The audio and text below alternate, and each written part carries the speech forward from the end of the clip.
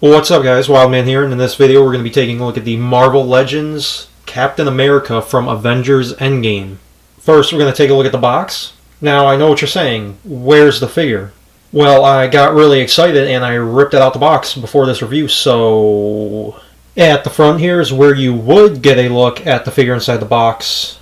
On the sides you get some nice artwork of Captain America from Avengers Endgame. And on the back, again, you get some nice artwork of Captain America from Avengers Endgame. And up here in the top left corner, you get a small bio on Captain America. Steve Rogers prepares for the ultimate battle to save the universe and channels all of his strength as Captain America. Now, seeing as I already took him out the box, as for accessories with this figure, you do get, first you get his shield, which is very nicely detailed, a lot of battle damage on it. And on the back you get two straps that you can slip his arm in so he can hold the shield. Next you get an unmasked head, which I'm really happy that they included this with this figure, as you'll see why towards the end of this review. Very nicely sculpted, a brand new head sculpt, which is nice. Does have the face spring tech. Definitely glad they didn't use an old head sculpt because his hair in this movie is quite different from all the other movies. And last but not least, you do get Mjolnir, Thor's hammer. Painted and sculpted very well. As you know, if you watched Avengers Endgame, Captain America does pick up Thor's hammer and uses it against Thanos quite effectively. Paint and sculpt on this figure is great, as is with all Hasbro movie figures for the price you pay. I think the face sculpt does look like Chris Evans. Not exactly, but it does look like him.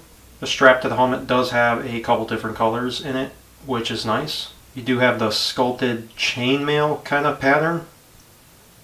And the rest of the figure is painted and sculpted very well. Back of the helmet has some nice sculpt on it, as does the rest of the back of the figure. It's hard to see, but there is a lot of texture in the clothing on this. All the belt buckles at the bottom of his boots, wish those were painted, but they're sculpted there and they do look nice. As for articulation, his head is on a ball joint, which can move back about that far. He can look all the way down, and his head can rotate 360 degrees. His shoulders are on a hinge. They can go up about that far. I wouldn't try to push this arm up any further because you are going to put stress on this shoulder armor, unfortunately, but it is what it is. It does tuck a little bit into the torso, but not enough to lift the arm any higher.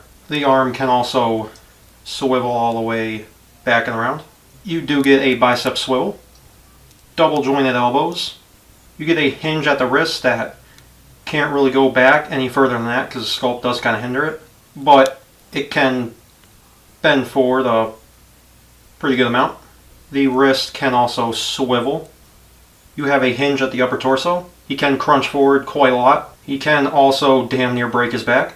You have a cut right at the waist right here, which allows his torso to rotate 360 degrees. His belt is a floating piece, so it can move out of the way, so you have no problem with that. His legs are on ball joints. He can split that far out, can kick about that far forward, can't kick too far back, but he doesn't need to. You get an upper thigh swivel. You get double jointed knees. You get a swivel at the upper boot, and you get a hinge at the foot that allows it to bend back about that far. Forward a really good amount, and you do have ankle pivot.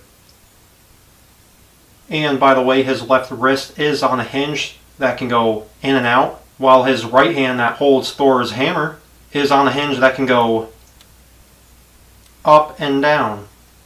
As for size comparisons, here he is compared next to Pepper Potts in her rescue armor from Avengers Endgame. And these both scale very well with each other. They are about the same height. And here he is next to the Hulk Build-A-Figure from Avengers Endgame.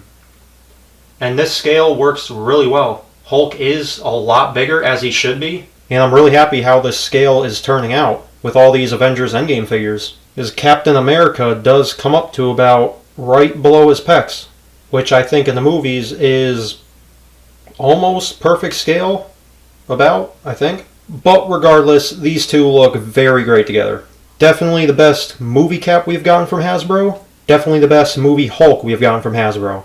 And I almost forgot, as he does fight Thanos in the movie, obviously, here he is compared to the SH Figuarts Avengers Endgame Thanos. And I think these two do scale fairly well with each other. As always, Figure Arts is scaled a little bit smaller. They are imports, but I still think this does work. This Captain America probably scales better with the Marvel Legends Endgame Thanos, as it should, because it's from the same line. And the Endgame Thanos from Marvel Legends is slightly taller than this Thanos. But I have no problem with this scale. Thanos is a lot taller than Captain America. Now, what made me even more excited about getting this Captain America figure is that extra head that he comes with, the unmasked head. Now, either Hasbro included it because they were working off concept art and actually had his mask off at the final battle, or they thought, hey, we released that Quantum Suit 2-pack, let's throw in the Steve Rogers head so you can use it on the Quantum Suits. Which is exactly what I'm using it for. I think this looks pretty good. The neck may be a little bit short, but I don't think it looks too bad. Like I said, I was definitely happy to see that this Marvel Legends figure included this unmasked head, because I do want to have all the Avengers in their Quantum Suits. Like I said, I think the head might be sitting a little bit too low on the neck. I know it really wasn't technically made for this figure, but the head does pop right on the ball joint without any problems. So, I think it still does look good. There it is from the side. Yeah, I don't think this looks too bad. I think this head sits on there fine. That looks good to me. If you guys enjoyed this video, hit the like button, subscribe down below.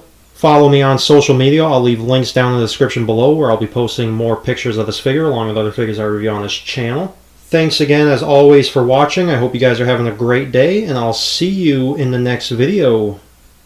Peace.